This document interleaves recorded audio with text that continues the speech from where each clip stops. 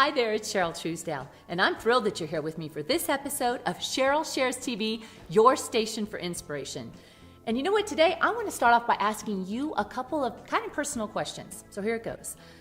Are you by chance holding a grudge towards someone? And could this grudge be causing you to feel bitter and resentful?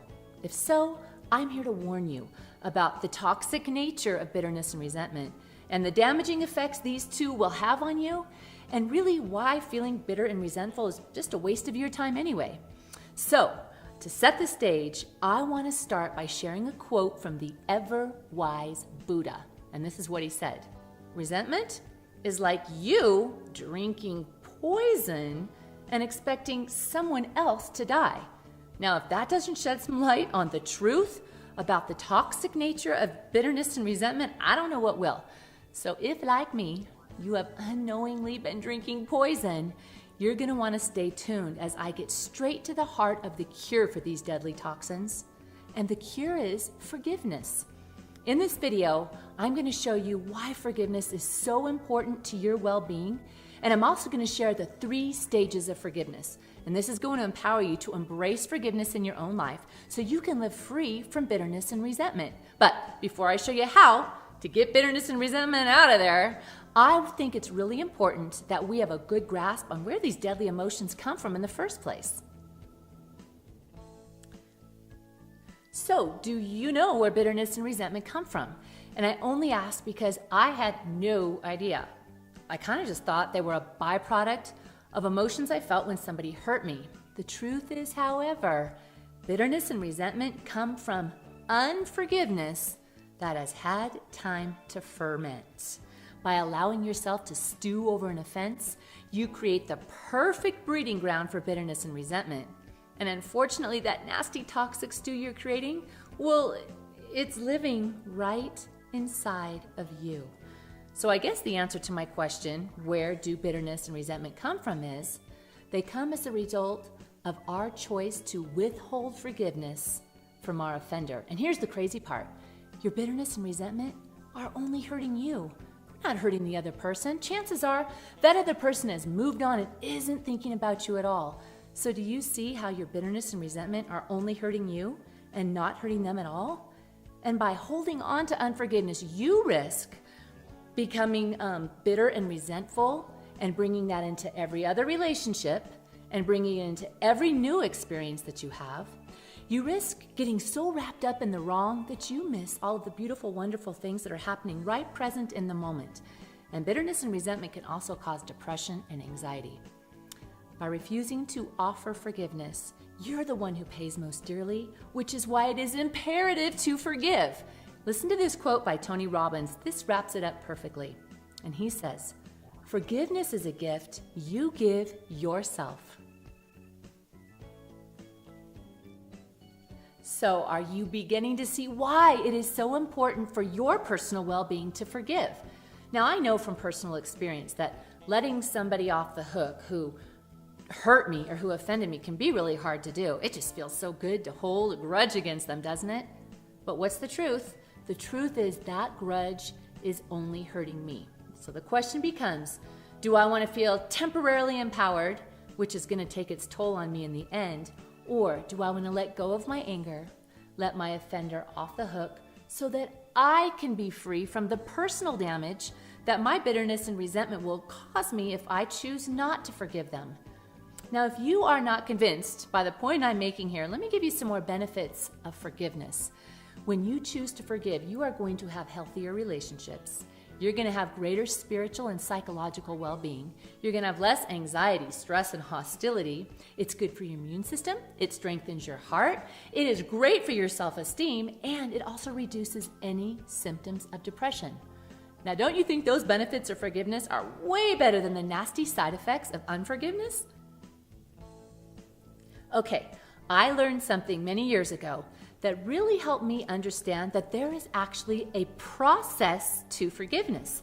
And what I learned was there are actually 3 stages of forgiveness, and that's what I want to share with you now. I think this is going to help you as well. So stage 1 is the act of forgiveness. Stage 2 is the process of forgiveness. And stage 3 is the state of forgiveness.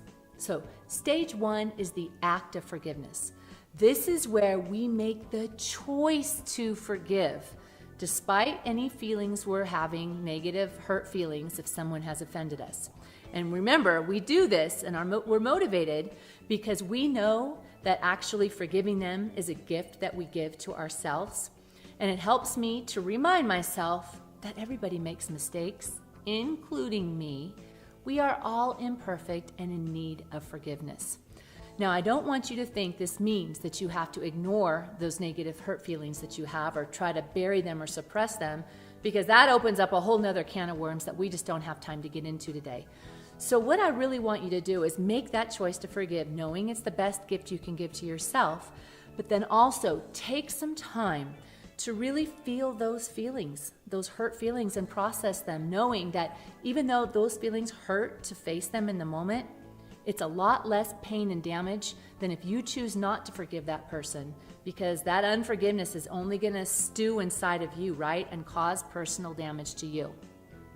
Now, stage 2 is the process of forgiveness. Now, what this is you've made the choice to forgive, right? But then all of a sudden you realize if you're around that person or in that particular environment, you feel kind of some negative emotions again. And this can be confusing. It's like, did I forgive or didn't I forgive? Well, let me tell you this. First of all, your feelings are not facts. You can control your feelings rather than your feelings controlling you. And a great way to do that is just to say, I chose to forgive that person already. And I'm doing this because I know this is the best thing I can do for myself and for that person, really. And so when those negative emotions come up, just keep saying that over and over again. This is the process, right? So you're between the act and you're between the state of forgiveness. And this is your commitment to just choose to continue to forgive. But then we get to stage 3, and this is the state of forgiveness. And this is what we're all after, right? This is when you can be around that person or that situation or environment and you're not triggered at all anymore. And for me, this always feels like such a big weight lifted off my shoulder, and I feel so empowered that I can move forward in my life and I'm not dragging any baggage of unforgiveness behind me. So a quick summary, you need to make the choice to forgive. That's the act of forgiveness, right? Then you need to stay committed while you're in that process of forgiveness until you reach the blessed state of forgiveness, knowing that you're going to be free to move forward in your life.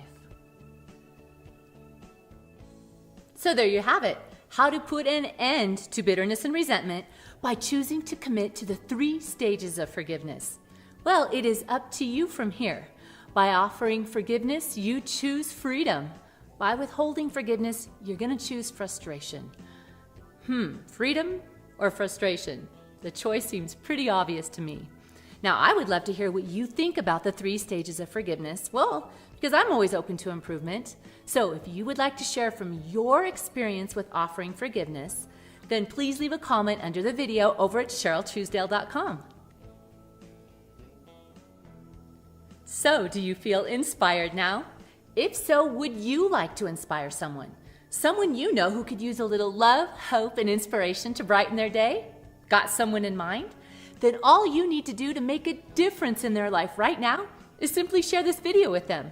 I am so honored that you joined me for this episode of Cheryl Shares TV, and to make sure you get your regular dose of inspiration, just head on over to CherylTruesdale.com and sign up for email updates. That way you'll never miss an episode. And remember, you are amazing. You do matter. And you most certainly do deserve to live a happy life that you love. I'll see you soon, my friend. Bye.